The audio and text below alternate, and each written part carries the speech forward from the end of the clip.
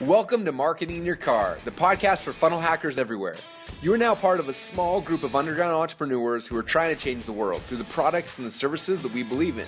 But because we don't rely on venture capitalists, we don't have financial safety nets. So we have to do things differently. We have to do things smarter. We do that through an art and a science that we call funnel hacking. Now, this podcast will give you a glimpse at the daily life of a funnel hacker. So let's get started. Hey everyone, this is Russell Brunson and welcome to Marketing in Your Car. I hope that you all had a good election night last night. Some probably good, some probably bad, some just confused in the middle. Totally understand that. But you know what, this morning I woke up, sun is shining. My little daughter Nora did not want me to leave today, and so she was crying when I left, which was sad. But then I drove around the front of the house and she was out there and she came to give me a kiss. So it made the whole day good. So anyway, so yesterday was kind of an interesting day. I don't know if you follow Snapchat or all the other channels we're publishing stuff you've seen kind of behind the scenes of what we're doing, but part of Funnel Hacker TV, one of our episodes is with this guy named Robert Jones, who's super talented man in the beauty space. And anyway, he was in town and we were filming some videos with him, and it was just a really, really cool day, and we were working on his software and just had it was overall a really, really good day, and it was the last free day I have until my book is done. So anyway, I'm going to the office to lock myself down and do nothing but write my book. But anyway, it was a fun day, and then we came home and election stuff was on. We're eating dinner, and then the kids were all into the elections because at school they've been talking about it, so they each had little maps out and they're coloring the states as they went to red or blue, and it was kind of a fun experience. And then Robert and Bart and Sonny were all at our house. They left, and then we just kind of sat on the couch with the kids watching the news and just watching as the day unfolded. And obviously now at this point we all know kind of what happened, but it was kind of crazy. And we were watching it, and then we all passed out on the couches, and I woke up at about 1 or 1:30 in the morning, whenever it was, when Trump was up giving his speech, talking about the fact they had won. And I was watching it, I was just like, wow, like it's just kind of just crazy, right? Like, 2 days ago, the media had convinced everyone that there was no way he would win, and then he wins, and it was crazy. And I'm sitting there, and I looked at Facebook, so I wanted to just kind of see people's responses, and honestly, it was kind of sad. Like, I saw friends on both sides yelling at each other and fighting, and just kind of like, I felt kind of a sick feeling. And what was interesting is that a few hours earlier, I had an experience that it kind of put this whole crazy thing in perspective for me. And so I opened up Facebook Live, I clicked play, I didn't know what I was going to talk about, I started talking, and some of you guys may have seen that, but I want to kind of go back to that conversation because I think it's important. And I think I was half asleep, so I was watching this morning, and I was like, some of the stuff I said didn't make very much sense. It wasn't very concise. So this is my shot to make it permanent on the podcast, and hopefully it'll help some of you guys who are, wherever you may be in your journey right now with this and with other things. And basically what I talked about was a few hours earlier that night, Robert Jones and I got in my car and we were driving from the office back to my home, and he came over for dinner along with Bart and Sonny, and man, Robert's someone I have so much love and respect for, what he does, how he serves, how he the value he's provided this world, and we obviously do not see eye to eye on some things, right? If you look at me, I'm, as most of you know at this point, I'm a very devout Mormon, right? Like, on this side, and he's got very different beliefs and things on the other side, which is totally cool, and it doesn't bother me. Like, I've got friends and family members and partners and things that they completely disagree with me on many things, and I completely disagree with them on other things, and that's why I think this was so important for me. So as we get in the car, we're driving, he calls his significant other, and they were talking, and they were obviously rooting for a different person than I was. And I kind of overheard just 10 seconds in the conversation, and basically said, well, hopefully it's gonna go good. Like, say a prayer and let's pray for the best, or something like that.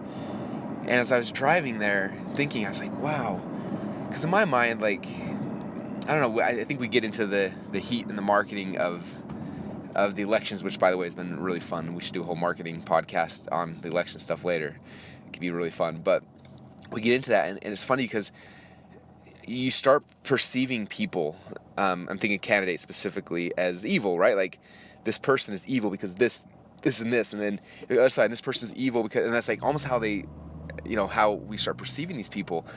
And I was thinking about that last night as I was, saying prayers with my kids and praying, for what I thought was right for the country, and looking at what Robert was praying for, and it was completely different than me, like the polar opposite of me. And I was thinking, I was like, but that's okay, because like Robert's not evil, and the person he was voting for is not evil. I'm not evil. Like, we all are acting out of what we think are the best intentions for us, for our families, and for the country. And I started thinking more and more about that last night at 1 or 2 in the morning, which, I got kind of fuzzy after a while. But as I'm thinking about this, I'm like, you know what, like all of us, and I would argue in every situation that we make our choices based on good intent, like what we think is best for us or for our family or things like that. Like I don't think people act out of malice or out of hate or out of spite. They do it sometimes, but not because they're hateful, because they believe that is the right intent. Sorry, the construction guy I drove past, and he was like giving me thumbs up on my car. Anyway, they believe that's the right intent. And I was thinking back, and I'm probably going to slaughter this story, and I wish I knew the details better, but the principle is the same. So I was at the Tony Robbins event, and he was telling the story about one of the Date with Destinies he was at. Date with Destiny has 3,000 or 4,000 people in the room, and usually you have partners, and you're working through things, and you have workbooks, and I guess one of the attendees in his workbook had written out that his plan was, after this event, was he was going to go home and he was going to murder his wife and his kids and then commit suicide. And so the guy who's his partner is looking at his book and like, wow, my partner in this is an evil person who's trying to kill his wife and kids, and I need to stop him. Like, this guy's got evil intentions, right? So he goes and finds someone in Tony Robbins' staff and says, look, my guy's a psychopath over here. Like, you guys should fix him or whatever, right? And so they're going through the event, and Tony finds out about it, and they're, whatever. I don't know the exact details, but Tony does these interventions, this event, does an intervention with this guy, because he knows, like, this guy is going to go home and he's going to slaughter his family. Like, and if you look at that from the outside, like, what do you guys think? How do you feel when I just say that? Like, this man's intent is to go home and to slaughter his family and then kill himself. Like, you would think that, and like, this guy is a psychopath. This guy is evil. This guy is like the worst of the worst, right? So anyway, as Tony starts doing this intervention with this guy, he starts finding out, like, why, like, what's the purpose behind why he's doing this? Like, what is the underlining issue? And works through the whole thing and finds out when this guy was young, and I can't remember if his dad died or if his dad left or something, but this man's father had left him, and when his father left him, his whole life collapsed. Like, his mom collapsed. Like, it was horrible for his mom, for the kids, for the family. Like so much so that he associated his dad with leaving as worse than death. Like, he wished that he would have died because his life after his dad left was so painful and so horrible that death for him would have been a release. And so this man was in a situation now where he was in a marriage or a family, whatever it was that he wasn't happy with, and he knew he needed to leave, and whatever that looked like, I don't know the details, but and as he was looking at it, he was thinking about his kids who he loves so much. He said, I love my kids, I love my wife, but I have to leave. But if I leave, like, it would be better for them to be dead than for me to leave, because if I leave, it'll destroy their life, but I have to leave. So because I love my kids and my wife so much, I have to kill them so they do not go through the pain that I went through. And that was his perception of the world. And when you hear it from that lens, you're like, wow, this guy, yes, the method and his process was wrong, but his intentions were good. Like, he honestly thought this is what he needed to do to save his wife and his kids. And I think about that with all of us. Like I don't think people inherently have bad intentions. I look at this history, right? Like, and I don't know these people, but let's say the worst of the worst, right? I think about Hitler's, or think about, any of these people, like, what they did was horrifically bad, like, no excuse, like, wrong, evil, but in their minds, like, their intentions were probably not bad. It was like, this is what we need to do. Like, the lens I'm viewing this world through, like, this is how I'm going to make the world a better place. And yes, the lens and the direction were wrong. I'm not excusing that, because it's horrible what happened. but their intention was probably good.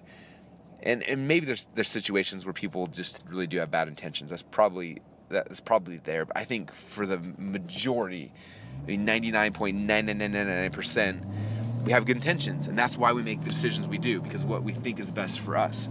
I think about, for me, I have close friends and family members who've left the church that I love, and there's times that I get sad and angry and frustrated and all those kind of things, but I look at them and I love them and I love their families, and I look at that and I'm like, despite the fact that I don't feel the direction they're going is right, I can love them because they have good intentions. Like, they're not doing this out of malice or hate or anything. It's because they feel like for them this is the right direction.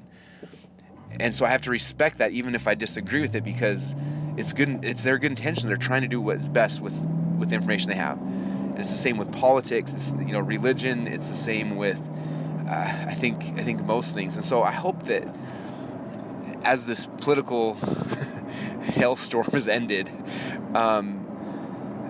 that as we're looking around at our candidates, as we're looking around at our friends and our family members and people around us who disagree with what we picked, that we remember that they didn't pick it because they're evil. They didn't pick it because they hate things. They picked it because for them, that was, the intentions were right. Like, they honestly felt that was the best thing for them. And I think if we look at that through there, hopefully it'll not divide us, but it'll make us have more love and respect for each other. But it's hard. Like, I get that. I understand that, especially when you feel people are doing things that don't make sense and you don't agree with it, and that sometimes makes you cry because it's so painful. We can still love them because we know that they have pure intentions, and that's the key. So I hope that helps. It helped me yesterday. Like I said, when Robert made that call, I was but he was sitting in my car. I heard, like, it gave me a change of heart and more love and respect for him, and just for everyone around me. And I hope that this helps you and all of us as well. So that's what I got. Anyway, now the elections are done. It's time for us all to get back to work, because despite the fact that we all voted, no offense, none of your votes really even matter, because there was no election that came down to 2 people. Anyway, just joking. The only thing that really matters is what we do, what we give, how we serve. And so I'd recommend for all you guys is to focus on that, and continue to have good intentions, continue to try to change the world in the way that you see is right.